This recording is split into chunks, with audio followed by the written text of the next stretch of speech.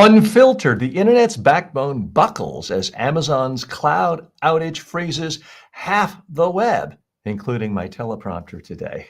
Then, a daring 4-minute jewel heist shuts down the Louvre and could make its treasures more valuable. San Francisco's doom loop?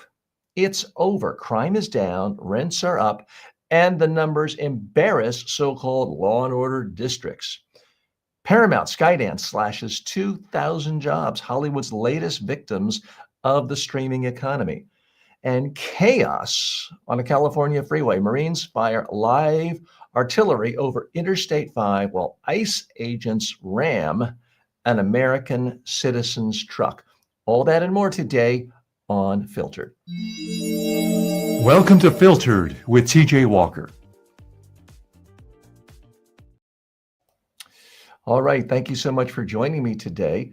This is Filtered, your daily dive into the top news stories that relate to business, economics, technology, and culture, all filtered through the lens of communication and personal development skills. If you're new to the program, what we're all about is helping you be more informed on top stories of the day, but also building your own skills so that you're more successful in your personal life and your professional life. Let's dive right in with the first story. And this, of course, relates to the Amazon outage. This is a big, big deal for the entire internet. And specifically, it's affecting me right now because I use my teleprompter. I'll show you what I do every day with this show. I create the scripts just to set up the top stories of the day, the first 60 seconds or so. I create a script, copy it, put it on a Prompt Smart website, and then I put it right into my iPad, put it on a little shelf in front of my camera, and then I'm able to read it, and it hears my voice and advances as I speak. So that's how we do that show, this show. We're not doing it today. If you're listening on any podcast platform, it's not going to make any difference to you. But it's one of those things where you don't even think about it until it's gone. And that really does bring us to our top story of the day. When Amazon sneezes, the internet catches a cold. According to the Associated Press, a massive Amazon Web Services outage early Monday morning knocked out some of the internet's biggest platforms, including Snapchat, Robinhood, Fortnite, and even the McDonald's app. And yes, it knocked out my teleprompter app. The trouble began around 3 a.m. Eastern time, and this is October 20th, 2025. We're live to you today. It started at 3 a.m. Eastern time when Amazon's cloud division, AWS, reported increased error rates across its key U.S. East region. Engineers scrambled as users worldwide suddenly couldn't trade, post, or even order food. By sunrise, Amazon said most systems had recovered, but I can tell you, not all. But the disruption showed just how dependent the modern world is on just a few tech giants. As cybersecurity expert Patrick Burgess put it, quote, "The world now runs on the cloud. When something breaks, users don't see Amazon. They just see that Snapchat or Roblox stopped working. It's another reminder that our digital lives, from banking to breakfast, now rest in the hands of a handful of servers in Northern Virginia and a few other places." Okay, so what's the real message here? You and I and the whole world economy is vulnerable. We're vulnerable to just a handful of big tech companies. We're vulnerable to the whole internet working all the time. So if someone figures out how to pull that plug or put a virus in there that shuts it down, life as we know it will end. Let's dig a little deeper here. I don't mean we're all literally going to die, but our normal existence is going to be radically different. Now, if this had happened when I first went on the internet in 1995, or I guess I went on in 94, wouldn't have mattered much. Most of the world had not really migrated to the web, but now it is. I wish I could tell you, here's a foolproof way of being prepared at all times so that you're not vulnerable, but the reality is you are. If you only invest in stocks that are, restaurant chains and hotel chains, yeah, maybe you won't be hit as much if the internet goes down, although hotels get their bookings through the internet, and so do restaurants. Maybe you're not as vulnerable, but you would have lost out on all the upside that technology stocks have brought for the last 20 years. So I don't have an easy answer for anyone on how we can prepare. It does make me feel vulnerable, and it should make you feel vulnerable. Now, what happened today, it seemed like Amazon got on top of it quickly. Most of the big important sites are back. And yes, the world can get by without me using the teleprompter for a day. But what if stock markets everywhere? What if all banking systems around the world can't connect on the internet? We could see the entire economy grind to a halt. Now, if it happens for 5 minutes, probably won't be a big deal. But what if it happens as long as the US government shutdown happens? Then we're talking about economic chaos, political chaos, cultural chaos. People are going to be walking around cursing at their phones, not knowing what to do. I've got really two suggestions for you. One is learn some skill that's useful in the real world. I'm currently trying to figure out how to change the tire on my bicycle. My own skills have gotten rusty. And it's so easy these days, especially if you have a little bit of money, to just get used to click, click, TaskRabbit this, someone else for that, Uber for that, not know how to drive, not know how to navigate. I mean, just imagine all the people if Waze goes down for a week and they're not going to be able to drive to the grocery store 3 blocks away because they never bothered learning turn left, turn right, go straight. One of the things I would recommend is spend some time each day with your own head in the world trying to figure things out. Periodically, I give myself a challenge of driving somewhere or driving home from somewhere without the GPS on to activate a different part of my brain.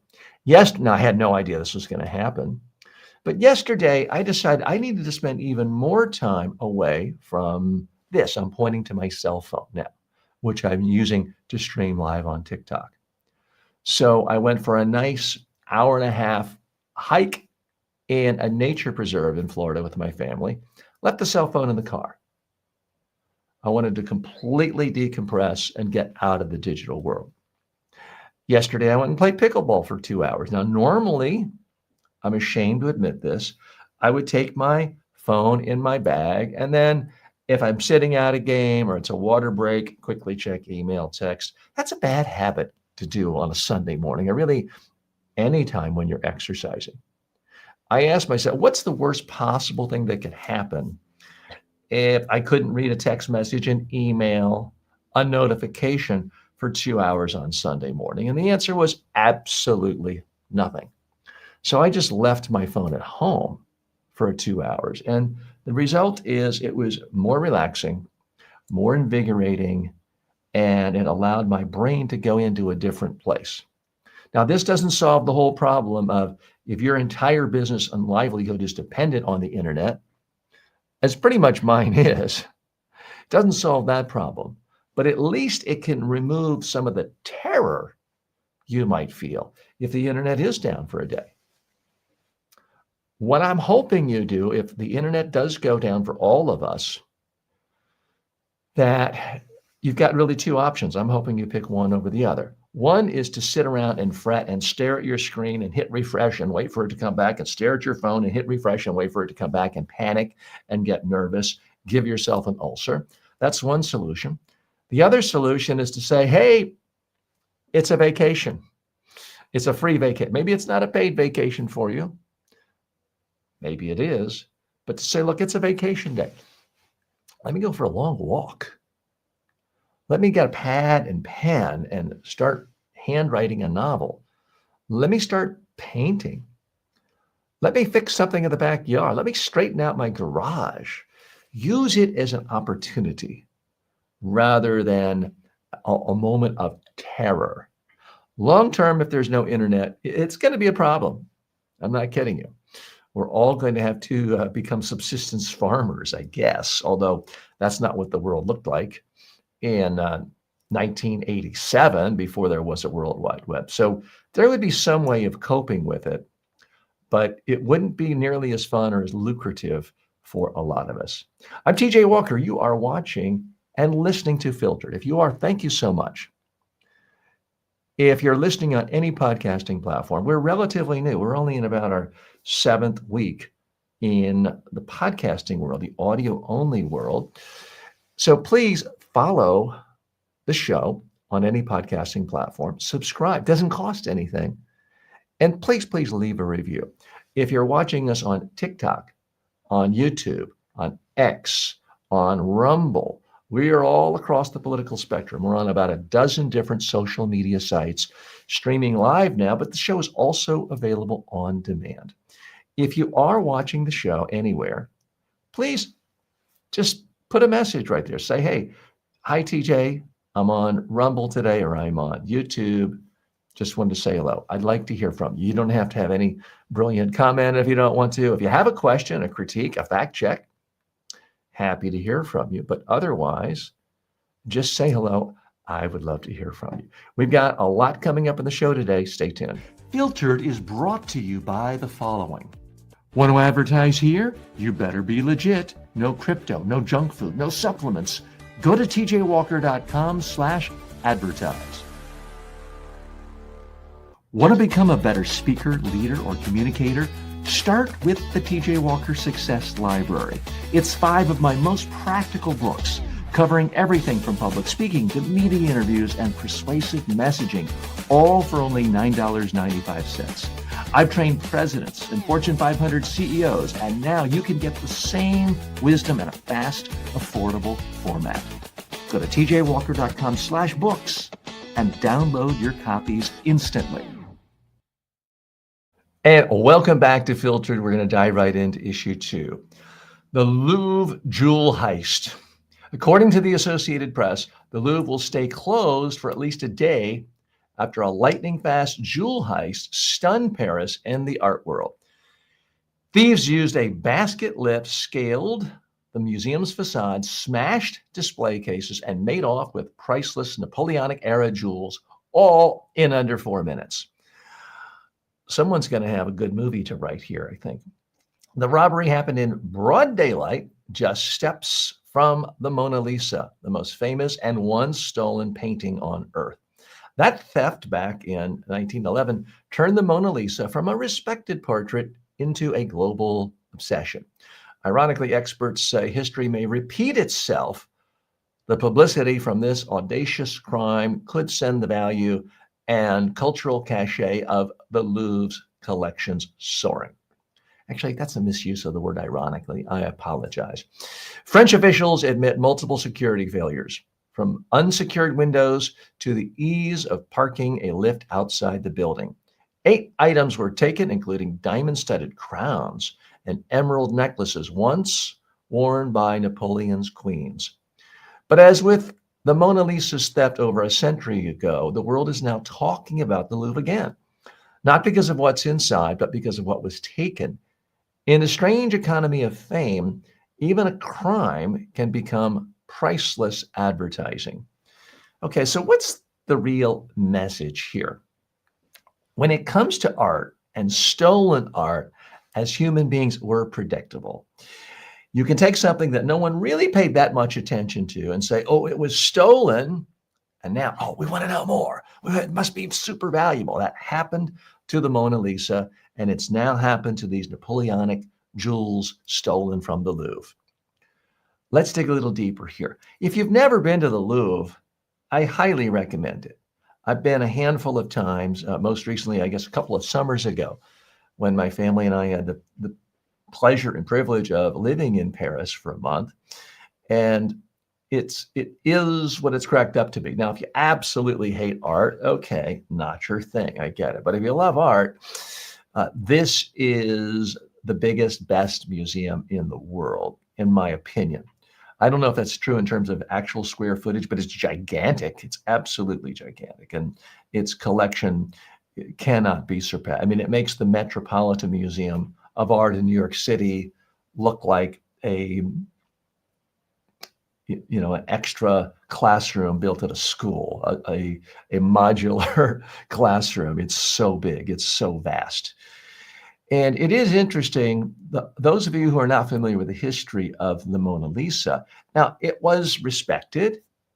It was considered a very nice painting, but it was only after it was stolen and all the attention that came to the Mona Lisa that it gained the international renown, that it became the most famous painting in the world. So the creators of these jewels that were stolen are not going to benefit. And Da Vinci didn't necessarily benefit, obviously, because it was stolen way after his death. But these jewels are going to be talked about. It's also, frankly, going to make it very difficult for a jewel thief to sell this on the open market anywhere. Now, they could always sell it to some reclusive billionaire who doesn't want to ever show it to anyone. They just want to be able to say, I've got it in my safe. And when they have a dinner party for 3 or 4 other evil billionaire oligarchs, they can say, hey, come on, let me show you what I got. But things like that have a habit of getting talked about and being discovered. So that's one of the problems with stealing a thing versus money. Money's fungible. Now, I'm not here to tell you steal money or steal crypto or hack into someone's bank account. But if I were going to steal something, I don't think I would steal something this famous, because it does bring up the issue of how do you ever monetize it? How do you ever get rid of it? And then how do you not spend the rest of your life worried that people will talk and it comes back to you and you get in trouble?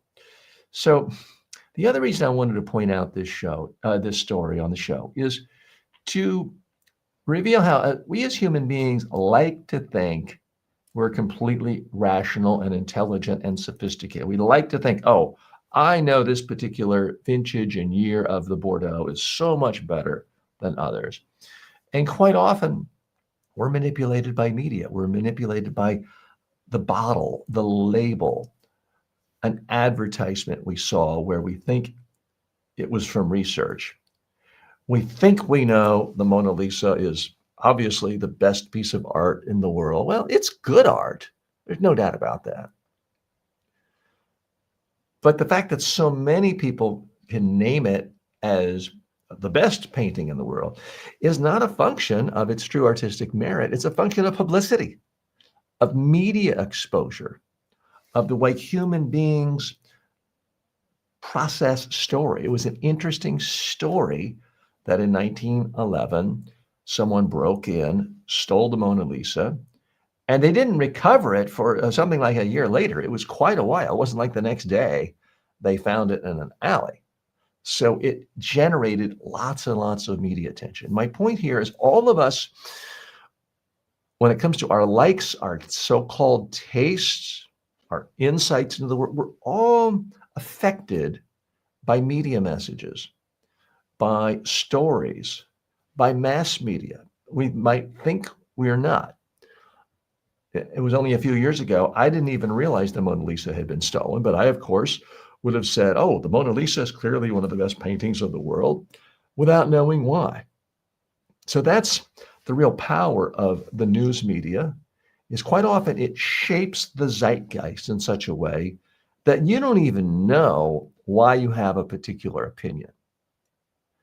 And that relates directly to what we're going to talk about in the very next story back in a moment. Filtered is brought to you by the following. Get the deeper takes I don't post anywhere else. Subscribe now at substack.com/@TJWalkerSuccess and stay in the loop. For years, people have asked how they could get one-on-one coaching from me inexpensively. Well, now you can, anytime, anywhere with the TJ Walker AI clone. It's like having me in your pocket, ready to help you prep for a speech, polish a pitch, or calm your nerves before a big meeting. You talk to it, it responds like I would, based on my real-world coaching of thousands of leaders and communicators. Check it out at tjwalker.ai. It's not just smart, it's personal. Okay, we are back. My name is TJ Walker. This is Filtered, where we look at the top stories of the day. And we're going to move on now to San Francisco. The San Francisco rebound. According to the Wall Street Journal, again, Wall Street Journal, Rupert Murdoch owned, conservative publication, but straight news. According to the Wall Street Journal, San Francisco has pulled off one of the most remarkable comebacks in recent urban history. Crime has dropped to its lowest levels in decades. Let me say that again, because some of you are putting your finger in your ear saying, well, that's not right. Obviously, TJ messed up. Obviously, what he meant to say is crime is going crazy and spiraling out of control in San Francisco. We all know that, right? Well, no, turns out that's wrong. Again, don't take my word for it. Listen to a respectable, by any definition, centrist, mainstream, or even conservative media outlet like the Wall Street Journal. This is based on their reporting. So according to the journal, crime has dropped to the lowest level in decades. Burglaries are down 28%. Homicides are at a 70-year low. Let me say that again. When it comes to bang, bang, you're murdered in San Francisco, the rate is lower than it has been in 70 years. The city that once symbolized urban decay is now being revived by the AI boom. Salesforce just announced a $15 billion investment, and companies like OpenAI and Databricks are expanding downtown. But perception hasn't caught up with reality. While conservative pundits still talk about lawless San Francisco, the numbers tell a very different story. In Shreveport, Louisiana, part of House Speaker Mike Johnson's district, the violent crime rate is roughly 7 times higher than in San Francisco. Let me state that again. In Mike Johnson, the MAGA Republican Speaker of the House, in his district in Louisiana, the violent crime rate is 7 times higher than in San Francisco. That's 700% higher. That's pretty significant. San Francisco's homicide rate is 3.1, which is too high, 3.1 per 100,000 people. But in Shreveport, it's 21.7. 21.7 people are killed, are murdered for every 100,000 people in Shreveport. Now, San Francisco's reality defies its reputation. The streets are cleaner, tech firms are hiring, and tourism is rebounding. The so-called doom loop was really a data distortion. When facts replace fear, San Francisco looks not like a failed experiment, but like one of America's most successful urban turnarounds. Okay, what's the real message here? You have been fed a lie. The idea that San Francisco is out of control, dangerous, murder everywhere. No, the homicide rate is lower than it's been in 70 years. You really want to avoid danger? You really want to avoid something bad happening to you? Avoid Mike Johnson's district in Shreveport, Louisiana. Violent crime is 700% higher there than it is in San Francisco. Let's dig a little bit deeper and look at the facts. Get San Francisco homicides, 27 projected, lowest since the 1950s. Shreveport homicide, much smaller place, 52 in 2024, 7 times higher. Burglaries down 28%. Now, there are exceptions. If you happen to be Speaker Pelosi's husband, yeah, violent crime has been up. Can't exactly blame that one on the liberals or the Democrats, can we? Salesforce investing $15 billion into an AI hub. Are the streets of San Francisco still? I won't kid you. Now, I haven't been in a few years. It is one of my favorite cities. And yeah, there are streets, especially in the Tenderloin district, where you do see more homeless than you do in a lot of towns, more so than in my hometown of Charlotte, North Carolina, if you're just on the main thoroughfares. You do see homeless, you do see needles on the street. I'm not going to tell you it's perfect, but it's relative to where it was, it's getting better. That's all you can ask for when it comes to holding elected officials accountable. Did you make things better? It's better than it's been in 70 years. The rents are up 12%. Now, maybe you don't like that if you're paying the rent, but it's certainly a sign of growth and vibrancy in a city. What you don't want is a place like Detroit where you can't even give away buildings, or you're giving away buildings for $1. Forget trying to rent them. You can't even give them away. So San Francisco is safer and richer and more resilient than critics claim. Now, here's the fascinating thing. Rupert Murdoch is the guy behind the Wall Street Journal. He's also the guy behind Fox News and the New York Post. If you watch Fox News, if you read the New York Post, you're always going to hear about how crime is spiraling out of control in big cities controlled by Democrats. San Francisco, Chicago, New York City. Why are we hearing this again and again and again? Dig deeper. Ask yourself, what's the ideological agenda? And the agenda is very clear.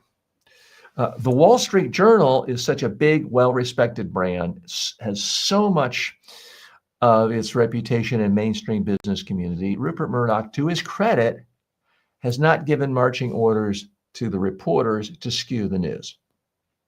The Wall Street Journal didn't just tell Americans that Donald Trump won the election in 2020, whereas Fox did, basically, and certainly implied it. So there's a difference there. The New York Post is kind of a rag, and Fox News is basically a tabloid on TV screens. So he's happy to use that as a political instrument. He helps his allies. He helps Republicans who will cut his taxes and allow him to merge and acquire and do what he wants. And it's a way of attacking Democrats. Now, are there problems with democratically run cities? Yes.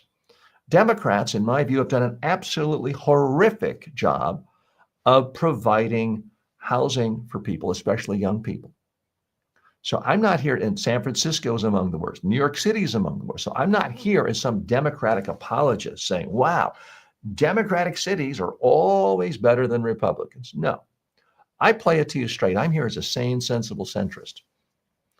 So yes, Democrats do deserve blame for how they've handled issues of housing and permitting and letting developers build things in a way that it doesn't take 12 years out of their life and 159 lawsuit resolutions. So Democrats deserve blame for that. But they do not deserve blame for crime spiraling out of control when there's been almost systematic improvement, not every year, but the trend line over the last 30 years. My goodness, New York City went from 2,000 murders a year in the early 90s, and almost that many when Giuliani, the Republican, was mayor, down to a few hundred today. So if you consider yourself a sane, sentient human being who wants accurate information about deciding, okay, what politicians should we reward? Which ones should we punish? Who's doing a good job? You have to have accurate information. And that's why I wanted to put a spotlight on this. Is crime too high? Sure. I wish we could be more like Japan, a lot of other countries where the crime is, we have more crime in 1 hour in a big city sometimes than a country like Japan has in a year. So it's still too high. But that's not the same thing as spiraling out of control and getting worse and worse and worse and worse. It's just not happening. If you believe that, there is a reason for it. You have been played the fool. You have been lied to by ideological actors who are trying to create a political landscape that supports their party, that will let them take over, not worry about antitrust, and cut their taxes. And that really is the bottom line there. We're going to switch to our next topic in just a moment after this commercial word. Want a shortcut to powerful communication skills? Download the TJ Walker Success Library, 5 of my best-selling books for only $9.95. Go to tjwalker.com/books. Instant access, big impact.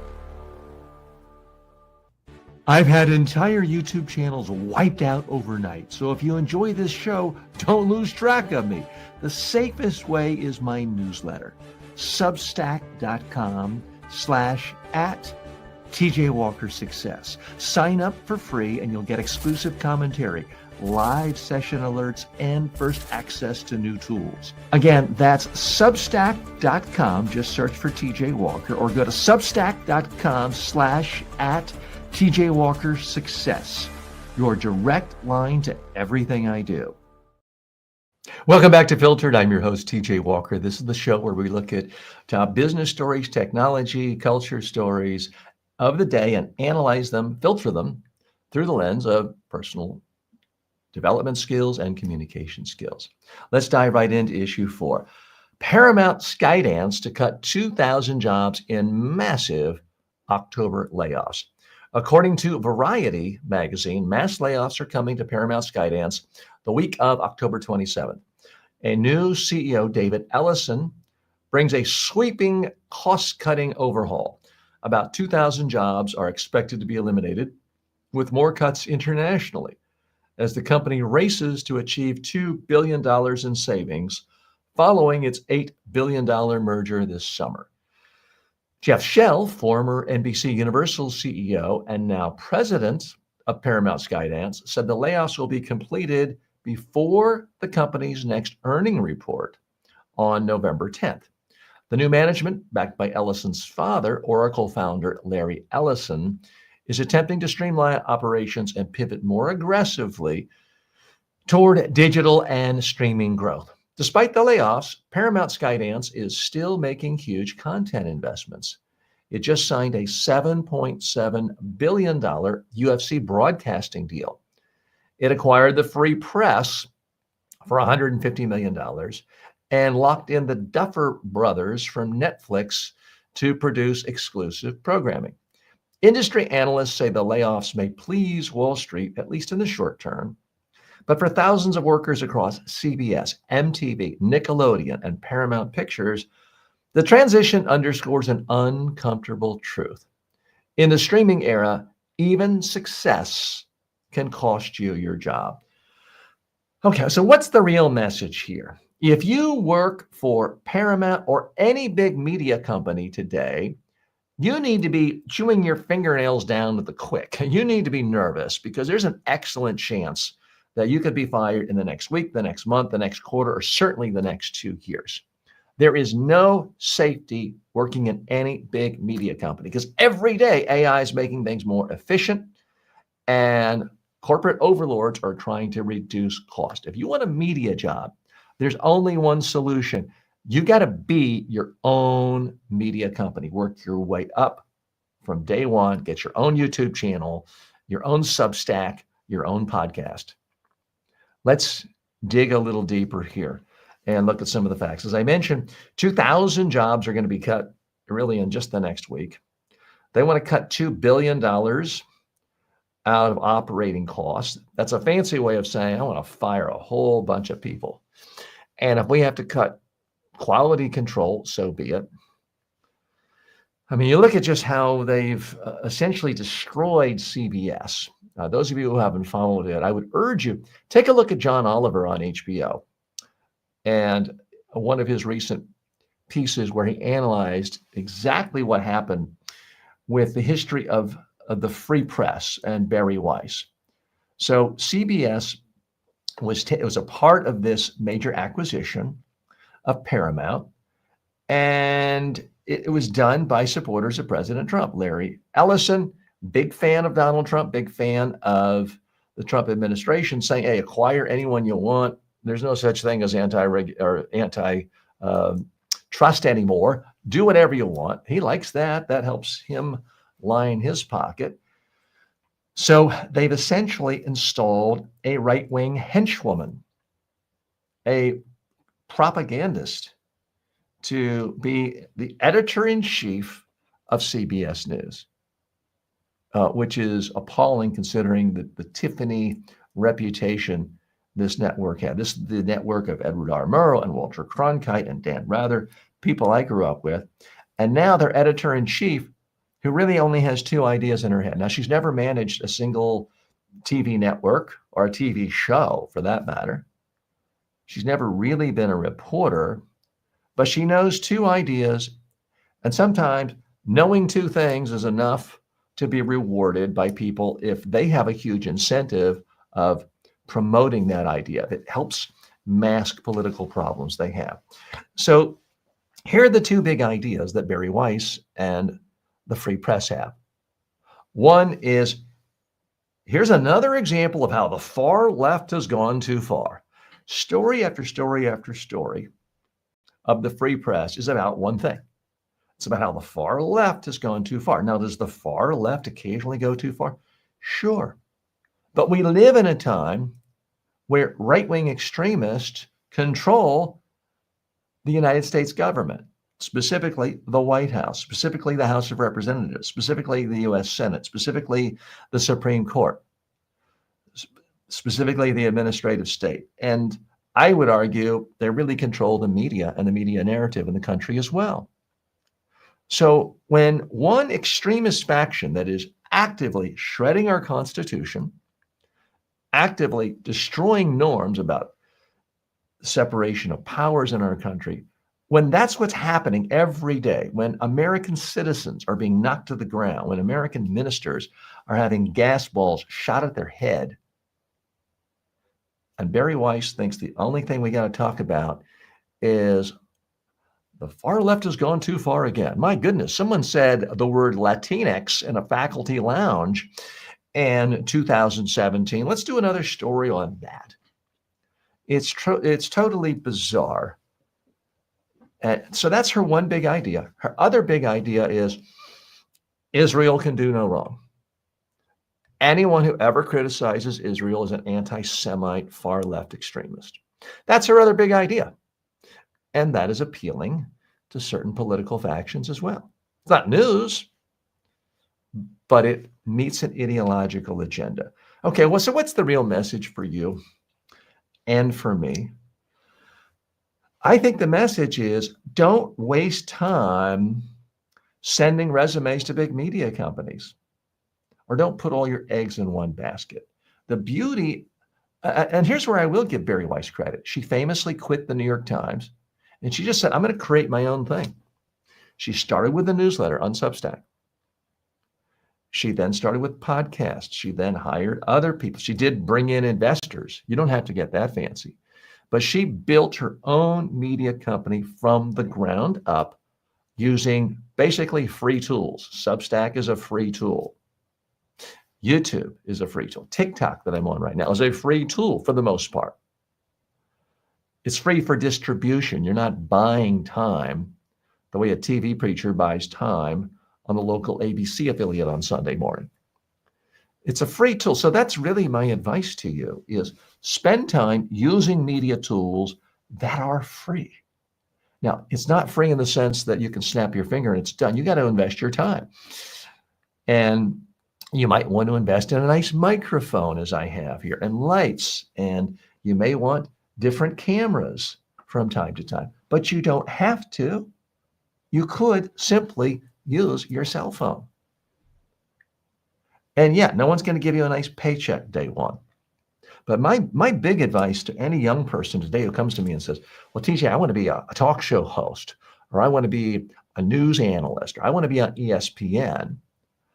My advice to them is just start today. Pick a niche, report on that, do commentary on that, interview guests in your niche, and create content on a daily basis. And meanwhile, have a day job. Work at Amazon warehouse if you have. Have a day job to pay your bills. And then spend evenings, weekends, free time creating content, building a community of people who care about what you do. And whether it takes a month, 5 months, 6 months, or 6 years, at some point, it can get to the point where you can pay yourself a living wage, maybe more. Now, we're not all going to be Joe Rogan and get $250 million payouts. We're not all going to be Alex Cooper, call me dad. We're not going to all make hundreds of millions of dollars. But rather than kill yourself sending resume tapes and demo tapes to every single network affiliate in every small town in America with the hopes of getting that first job as a sports reporter, where you have to move across the country to get a job that pays $27,000 a year, and you're going to be fired 6 months later when they just shut news down. Start right now, build your own media empire. This is the age of empire. I do believe that. I'm trying to do it right here by doing a daily show that I then turn into 14 pieces of content, 14 editorial pieces of content 7 days a week. Now, am I making billions of dollars from it? No. I mean, I have a legacy business of, I've got 12 million online student enrollments.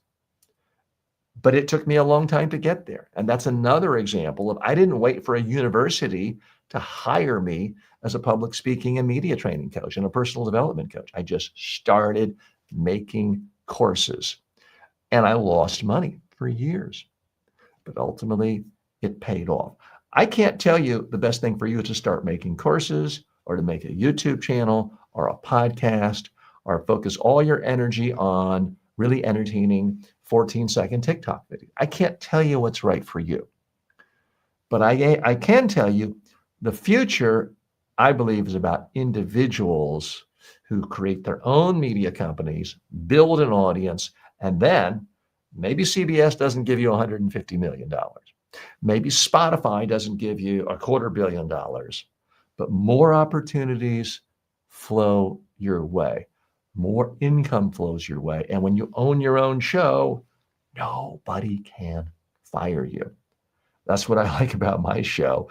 And that's what I think is really meaningful to people in the long run. So please, if you have an interest in media communicating, or just if you have a muffler repair shop, you need to think of yourself as a media company, because that's how you communicate with customers. Whether you're trying to sell more mufflers or you're a full-time journalist or commentator, you're trying to sell your ideas to the largest audience possible so that you can then sell to advertisers and sponsors and partnerships. So I want you to really develop that entrepreneurial mentality, even if you don't think of yourself as an entrepreneur. Even if you think, I just want to be a straight, serious journalist and work for the Financial Times one day. Okay, but I'm convinced that 5 years from now, the number one way to get attention from an editor at the Financial Times or any other publication is when they see your writing in a Substack, a newsletter, or some other platform, and they've been reading it for a while, and they like your ideas, and they see the massive following you have created. That's how you're going to get jobs in traditional media in the future. It's pretty much already happening. You don't get a job from the traditional media anymore unless you already have a huge following that you have built for yourself. So thank you for watching me, but I hope that more of you will spend time creating content and then pitching me saying, hey, TJ, come watch my new show. I will happily take a look at it. Let's check in and see if any comments have come in. I do see a number of you have written, and I do want to encourage you. You can always leave comments here when we're live or when it's on demand. If you are listening on a podcast platform, some of those do have places for comments. Leave them. I try to check on those. You can always go to my YouTube channel at TJ Walker Success on YouTube, hit the post tab, and that is where you can leave a comment for me, and I will always see that. So we're going to be back in just a moment with our last big story of the day, and then we'll go to the grab bag section. Back in a moment. We'll be right back after this break. Want to advertise here? You better be legit. No crypto, no junk food, no supplements. Go to tjwalker.com/advertise. Most people can't afford a full-time coach. And even if you could, good luck finding one who's available when you need them. That's why I created the TJ Walker AI clone. It's built on my 40 plus years of real world coaching and training. You get my exact advice, style, and frameworks instantly. Ask it how to handle a tough question, get feedback on your elevator pitch, rehearse your next big talk. This is the next generation of communication coaching. It's smarter than an app, more personal than a course, and always ready. Start using it today at tjwalker.ai. You'll wonder how you ever did without it. Want to advertise to ambitious upscale professionals who actually care about communication, success, and results? Go to tjwalker.com/advertise. And no, we don't take ads for crypto, supplements, or junk food. Welcome back to Filtered. I'm your host, TJ Walker. Thanks for joining me. Let's hop right into issue 5, Marines, ICE, and a double standard of outrage. When the military and ICE go off script and the media stays silent. According to NBC News, a California highway patrol vehicle was struck by shrapnel after United States Marines fired live artillery over Interstate 5 during a 250th anniversary demonstration at Camp Pendleton, an event attended by Vice President J.D. Vance and War Secretary Pete Hegseth. No one was hurt, but the blast ripped through a patrol car's hood and rained debris on the freeway. Governor Gavin Newsom called it, quote, an absurd show of force that could have killed someone. At the same time, CNN aired video of ICE agents in California ramming the truck of Leo Martinez, a U.S. citizen and immigration rights volunteer, before arresting him. He was hospitalized, then detained. Here's the irony. Under President Obama, when a fictional military training exercise called Jade Helm was announced in Texas, conservative media lost its mind for months, screaming about martial law. Now, with real shrapnel hitting highways and ICE trucks ramming citizens, the silence is deafening. It's not about politics, it's about accountability. When power acts recklessly and the media looks away, democracy becomes collateral damage.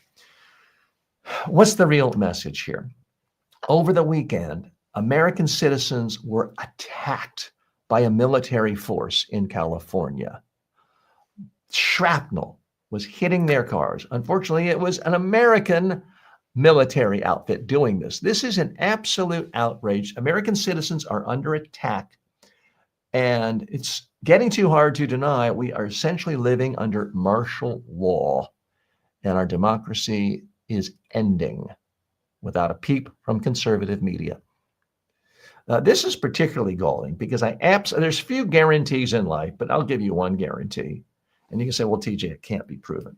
If during the Biden administration or the Obama administration, if a conservative American minister had been shot in the head with a gas ball, there would have been instantly a call to impeach President Trump or President Biden or President Obama.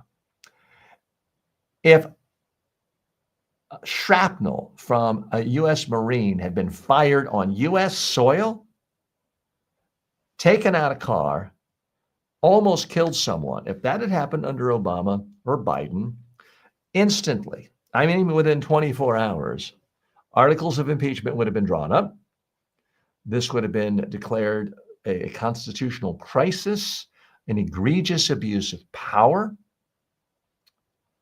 And it would be the only thing Fox News, all the right-wing pundits, the Wall Street Journal, Newsmax, Sean Hannity, it's the only thing talked about. And it would be the only thing every Republican member of Congress would talk about is we have to impeach President Biden or President Obama, attacking Americans on American soil. And yet, with so much going on, this isn't even getting noticed.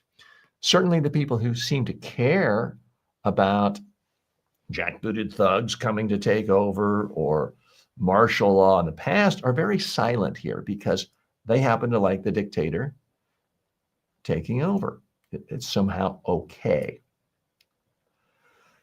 If officials who worked for the Biden administration or Obama administration had rammed a car that had a Trump sticker on the back, slammed an American citizen to the ground and arrested him for someone who had committed no crime, was a U.S. citizen, there would be absolute pandemonium. Again, articles of impeachment would be drawn up, hearings would be held.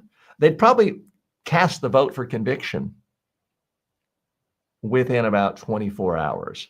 But all of this gets absolute no attention from conservative. The mainstream media is kind of burying it because there's so many other constitutional atrocities going on a daily basis. So I don't want to play that game. I want to report news to you and then analyze. Again, I'm not here as a reporter. I'm analyzing news through the lens of communication skills and personal development skills, because I want you to be as successful as you can be. And you can't do that without getting accurate information. Now, everyone has a bias. I have a bias. You have a bias. And if you think you don't have a bias, you're suffering from self-delusion bias. Sorry to tell you that. But some biases are so strong and they pervert our entire culture to the point of skewing and even destroying democracy. Democracy is based on a premise that free information can flow back and forth so that citizens in general can have a shared sense of reality and then make decisions, votes about who should have power running that society. But if all you ever hear is one team is 100% awful and one team is 100% great, you're not getting the full picture. And I'm certainly not here to tell you the Democrats are always great. They have plenty of faults. But right now, other than a few cities, the Democrats aren't running anything in America. So if you're concerned with power and abuses of power, it is going to focus you on the people who actually hold the power. So this is a travesty, but there's a lot of travesties going on. That leads me to the first grab bag story of the day. You've heard me talking about this the last couple of days. George Santos had his, he was the fraudster, criminal guy who lied about everything all the time. I mean, he's like a Saturday Night Live character, the inveterate liar that if you wrote what he actually said in real life into a comedy script, it would seem over the top and ridiculous. This is a guy who just lied about absolutely everything all the time. No, not all politicians lie about absolutely everything all the time. Not all politicians steal money and defraud people and are guilty of wire fraud the way George Santos was found and convicted to a 7-year sentence. All of that changed when Trump commuted his sentence. Trump basically said, here's a guy who says nice things about Trump, and he's a con man and a fraudster. Kind of like the guy. Seems like me. Seems like we have a similar worldview. So he wiped the slate clean. That's not even what I'm upset about today. What I'm upset about today is CNN and Fox News are having him on TV. Good Lord, can we just get this guy off TV?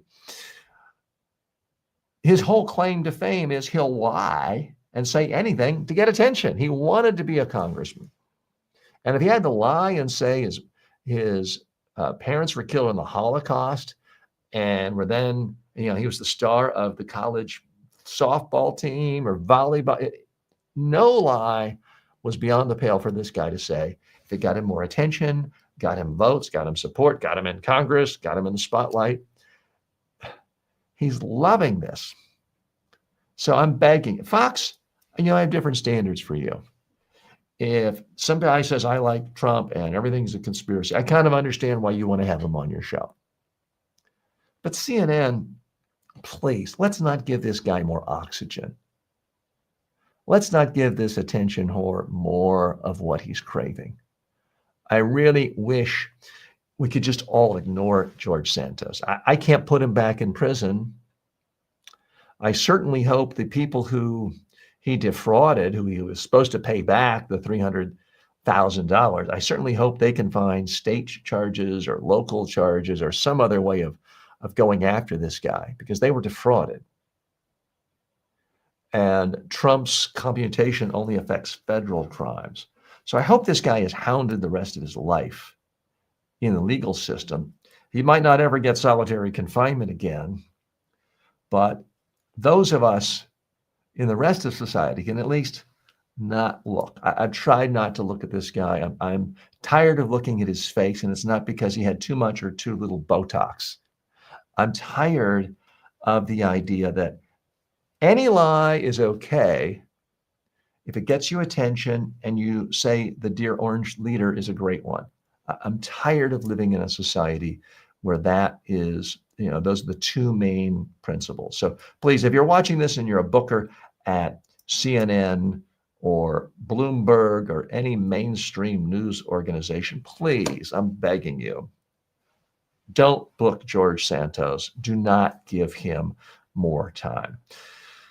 Also in the news, there's simply more and more gambling going on everywhere in our culture. The New York Times reports that Robinhood now lets users gamble on sports and stocks on the same app. Donald Trump Jr. is advising the firm. Look, I'm a big boy, you're a big boy, a big girl, whatever. You should have the right to gamble in a free society. But systematically, we are changing law after law after law, making it easier for people to spend higher percentages of their money just gambling.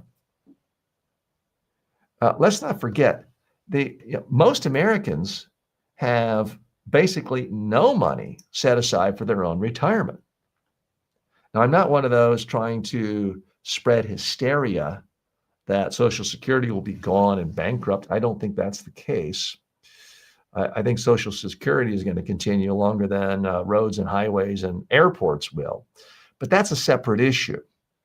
It is a real problem that so many Americans have either no retirement, no savings whatsoever, or they have such a paltry amount that it could be spent on their first 2 years of retirement. That's a huge, huge problem.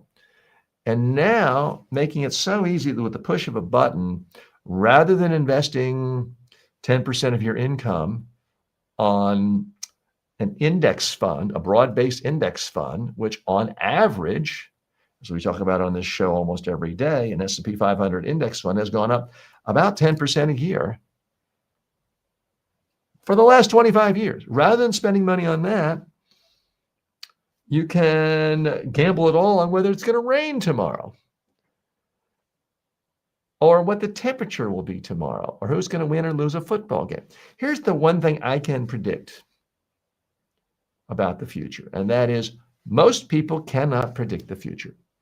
If anyone could really predict the future beyond mere random chance luck, they would already be a multi-trillionaire. They'd already own everything. They'd already be fabulously wealthy.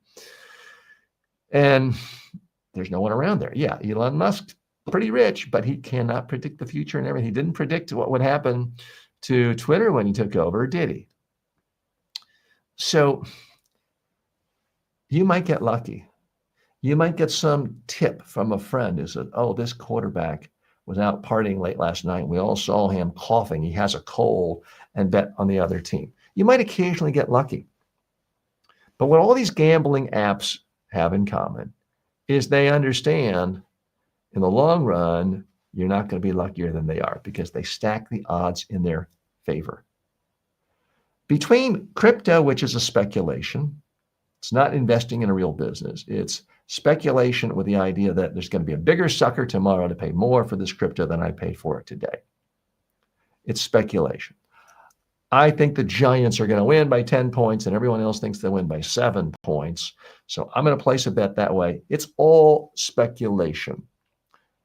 I'm not smart enough to see the future. The only thing where I am really smart is I'm smart enough to realize I'm not smart enough to really see the future. And if you think you're smart enough to see the future, you're deluding yourself. Now, you can say, well, TJ, that's not fair. When you're buying money or when you're buying stock in an index fund in companies, you are essentially predicting the future. You are predicting that the value of those companies go up. Okay, fair point. But at least you're investing in real companies who make real products and have real customers. That's traditionally what an investment is. A speculation is just hope. Oh, tomorrow might rain. I don't know if it's going to rain or not, but I'll bet that it rains. I'm speculating the price of gold is going to go up or down. Buying gold is not an investment. Has it worked out recently for some people? Yes, but it's not an actual investment in a business. So I'm urging you, and here's a message especially to young men. Stop looking for the quick fix. This idea, oh, I'm going to double my money this weekend because I just know who's going to win these games, is a fool's errand. Yeah, you might make $10,000 this weekend, but I'm pretty confident anyone who makes $10,000 this weekend betting on sports by the end of the year is probably going to be down 100,000 because that's what the numbers show. The house wins in the long run, whether it's a casino, whether it is an app, whether it is a prediction market, because they know they only have to change the odds just a smidge, and they're going to make billions in the long run. And you are going to lose. You might be lucky short term. But here's the thing about investing in actual businesses in a broad-based way, like an S&P 500 index fund, is in the long run, you don't have to be right about any one company going up.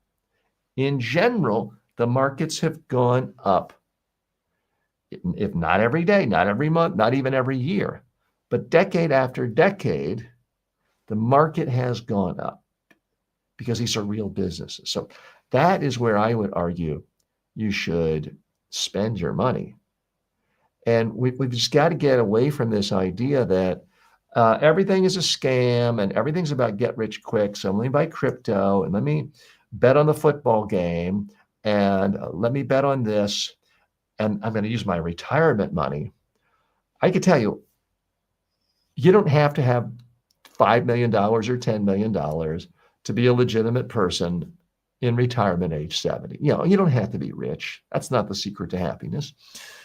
But having absolute no money and not enough money to travel, take care of yourself, take care of family, and to just be hoping for that Social Security check is not exactly a luxurious way of living. It's not a great lifestyle.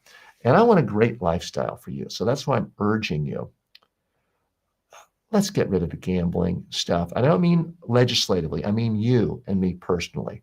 The lottery tickets, the football games, all of the apps that let us bet on anything and everything. It could be gold, but it's really fool's gold. Our final item, I didn't even really want to talk about this because it's playing to the guy's ego. But as you know, we talked about it extensively Friday, Saturday, and even yesterday.